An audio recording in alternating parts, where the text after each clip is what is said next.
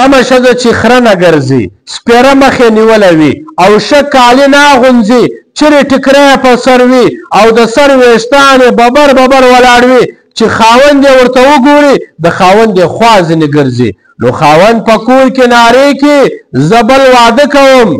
ولې چې هغه د باندې راووځي یا بازار ته ولاړ شي هلته نورې ښځې وویني هغو ښځو ښه جامې اغوستې وي سینګار یې کړی وي او چې کله کور ته راسي خپلې پیشوګۍ ته وګوري خوا یې ځینې وګرځي نو ښځه بیا مولوي صاحب ته راسي چې ما ته تعویض راکړه زما مېړه له ما سره سم چلند نه کوي زما مېړه زما خبره نه مني نو ای ښځې واوره نو څنګه به سم چلند در سره وکړي چې ته داسې مردارخوره ګرځې په کور کې دا د ښځو عادت ده چې کله د کور د باندې ووځي بیا سمه جوړه اغوندي